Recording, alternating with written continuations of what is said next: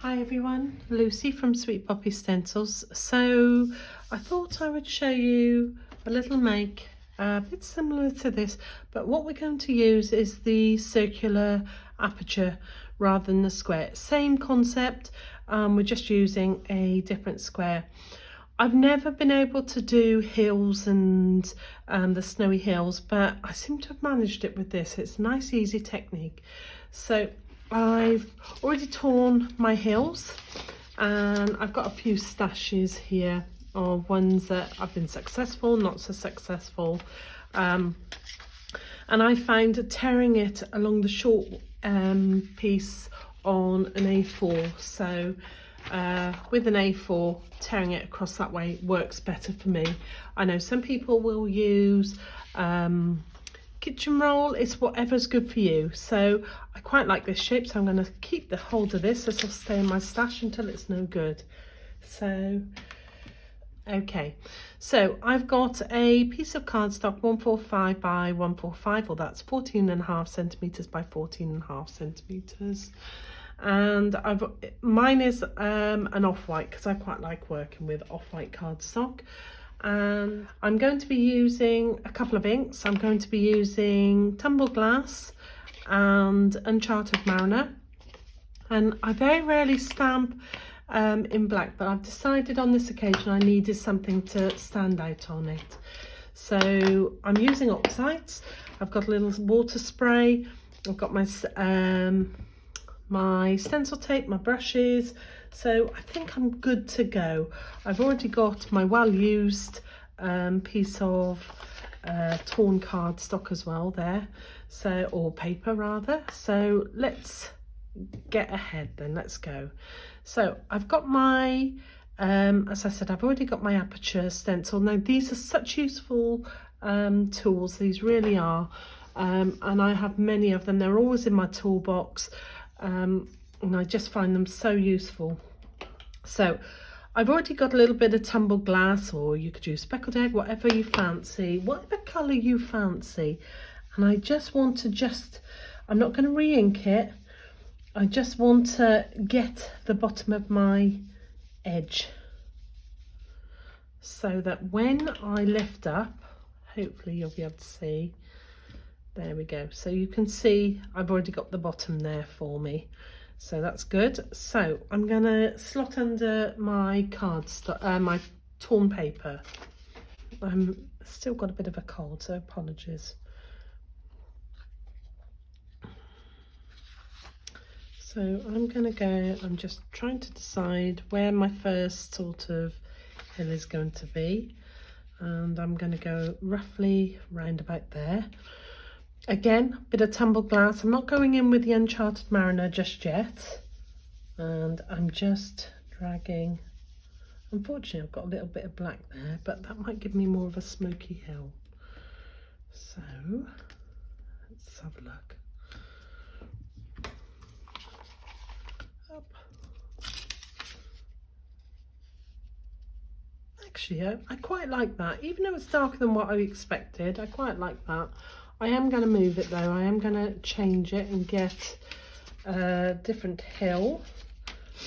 So I'm going to use this one because I don't want black on everyone, but I'm going to put one of my deers on there. So I'm going in now, and what I'm going to do now is I'm going to put in my night sky. So I'm going down with my tape. I don't want my paper to move. Hopefully we're still in shot. At the end of the day, it's a bit of paper, you know, don't stress. You can always use the other side. So let's, upside down, we're going to work this way. So I'm going to use the rest of my, what's on my brush already. I'm still going to go in with my tumble glass.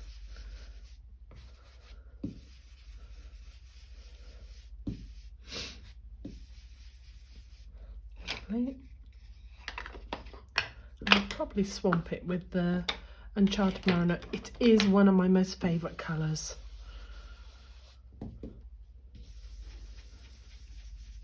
And I like the oxides because they are so soft and they blend so well. So layer by layer, and I've done what I said I would do, is I've swamped it, but that's fine. The black really stands out well. You know, you can use stamping anything, greys, whites, embossing powder, whatever you fancy. It's your creation. So I'm building up bit by bit, making sure that my paper doesn't lift.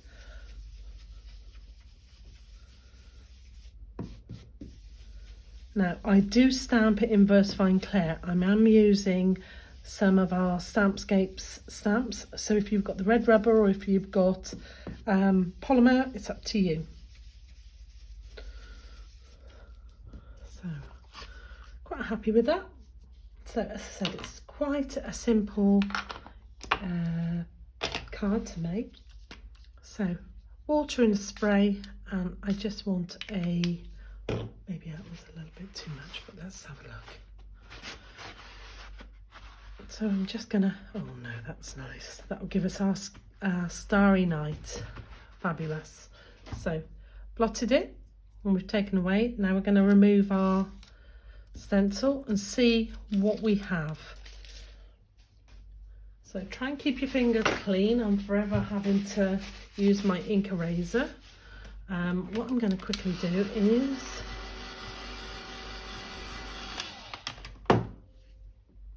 fabulous. So off it comes. Okay, let's see if we can repair it before we say it's all gone. So I've got a little white pen.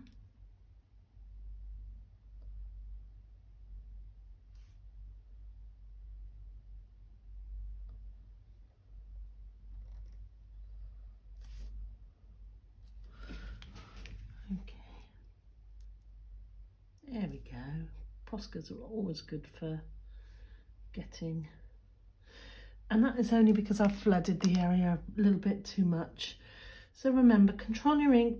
You're better to do layer by layer rather than flood it. So all repaired, there we go. So I quite like that. I quite like where I had black ink and it's made it a little bit darker. So that's good. So pop those to one side, we don't need those now. I'm going to just quickly blast it with a heat gun, just to make sure it's dry. Now I am going to need this one because I need to mask off where my trees are going to go. So I'm going to use my stamp press.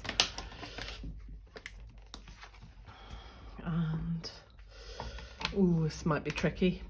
Okay, so if I didn't have my tripod, I would have done it that way, but I think that might cause me problems. So let me see how far down I can without shaking it, only because if I do it this way, my paper's not going to be fit on there, so I need to do it this way.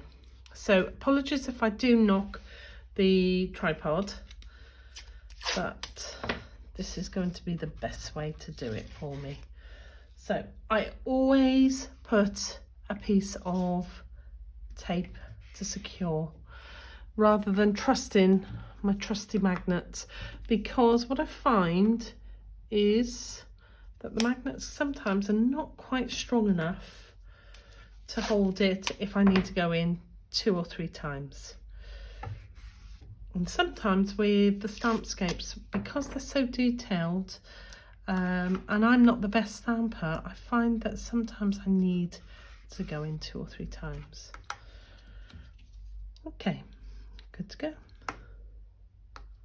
Lovely, lovely. So I'm going to mask off my area for my first set of trees. So I'm popping that down and that down. And what I am going to do is I am going to make sure that this does not lift at all. So I'm putting a little bit of tape on there. So let's check that we're in shot. Yeah, we're still in shot. So we're going in with Black Nocturne, which is quite dark, but I'm happy to go with that. So I'm just moving my bases out the way that I've got already prepped. So I'm going to be using the fir trees. So these are the pine trees. So these are what I'm going to be using. Single pine tree and the twin pine tree. Beautiful, beautiful stamps. And obviously we now have the license to produce them in the polymer, which is absolutely amazing. Kevin kindly gave us the license a little while back, and it's an absolute joy because they are stunning, stunning stamps. Let's okay. So let's have a little look. Yeah, let's go with it. We want some fir trees there. So we're just going to pop in just the tops of them. Oops, sorry if my head's in the way. So I'm going to pick up. Now the joy with the polymer is I can see if that is straight now. So I've got my grid and I know that that is lovely and straight. I'm going to ink it up, and I'm going to have to turn it around to ink up and then turn it back around. So I do apologise, it's a bit cack-handed, but unfortunately my paper, which I don't want to rip because I like my hills. Lovely. So I'm going to bulk it and press it, knowing that I've got my paper there, so I've got to get into that little area as well. Yeah, I'm happy with that. If it's not quite tight, that's no problem, because what I can do is I can always touch up, but actually I'm pretty pleased with that. So this is where I've got my ink, so I'll make sure that that gets dry before I reuse it. Now I think I'm going to be putting my little stag here. So as always, I've got good old black mark on my cardstock. My tree. So my reference, I can look and go, right, okay, yeah. So I'm going to be stamping off my image. And I actually really like that. Lovely. I'm happy with that. So again, I'm going to pop those to one side. I'm going to just check that that is straight, and it's not.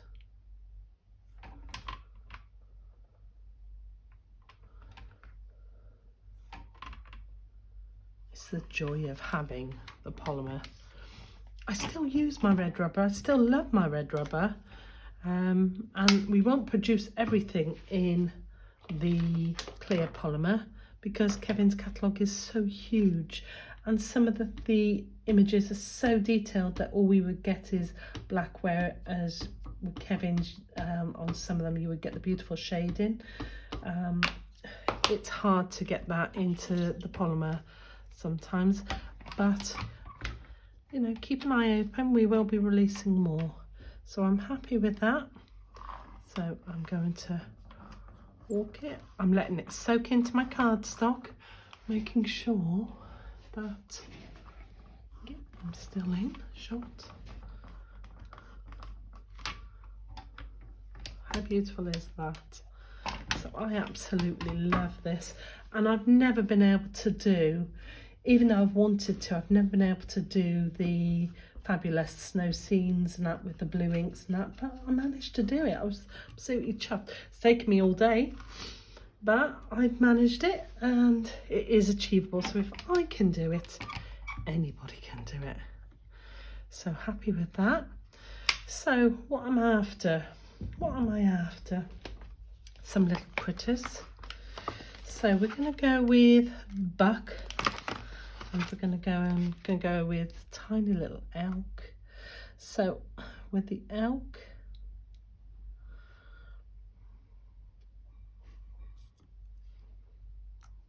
and I want him off. So what I need to do is my paper again. That's what I need. Not that one. Was it that one?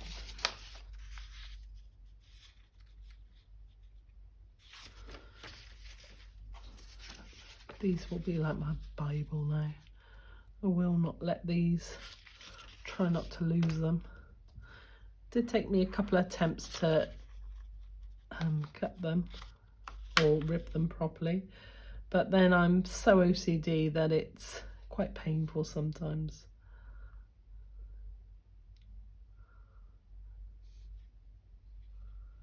So he looks like he's floating. What I don't want is, I don't want his legs. I want him to look like he's in the snow. Hey, it might not work, but let's give it a go. So gentle taps with your back.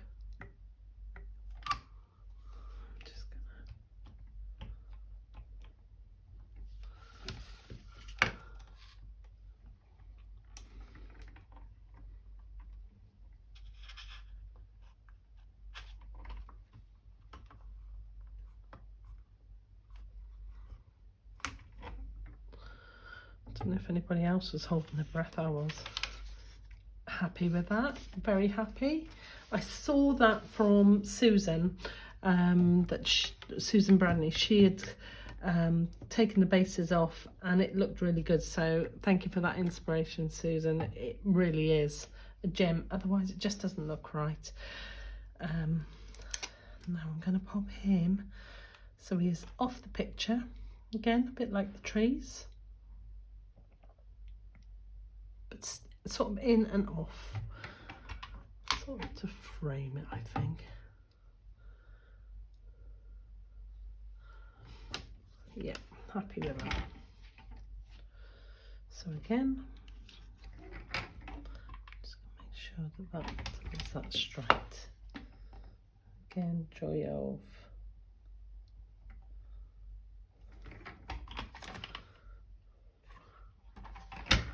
inking up.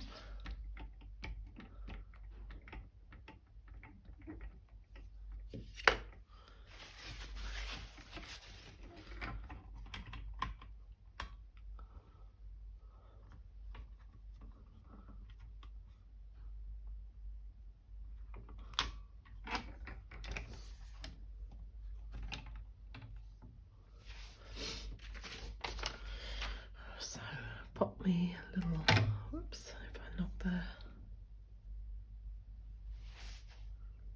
Okay, I think that's it with that, so we can take this off. Lovely. I will clean my stamps up after, so removing that, and then pop my bits in. Lovely. Pop that to one side for a minute. So I've got a little mark on my cardstock again, good old ink erasers that we sell.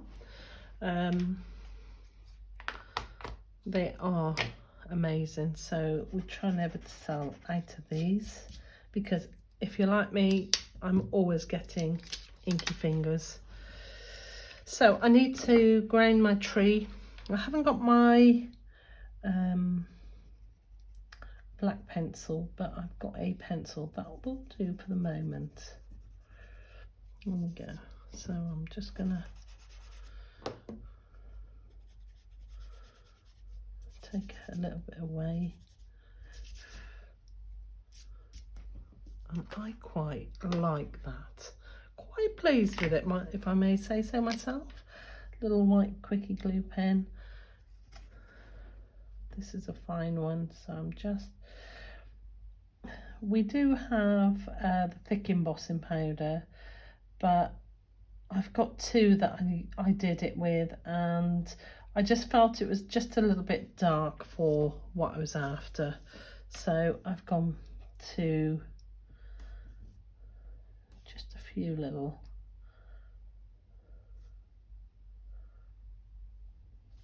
I'm gonna just go, and again, bit by bit then. Too much. There we go. Okay, so Posca pen, where was you? That's my fine one. So I'm just going to just give where I'd gone over the edge, just a second layer. Fabulous. So I don't know about you, but I'm quite pleased with that. So that will go on top of there like that.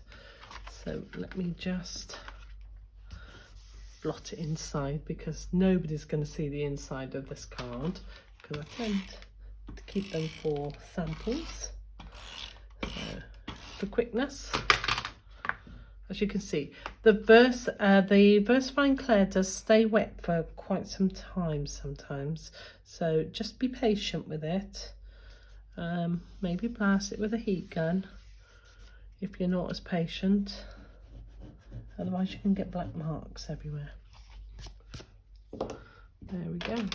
So that is my little creation using our beautiful aperture squares and aperture circle stencils.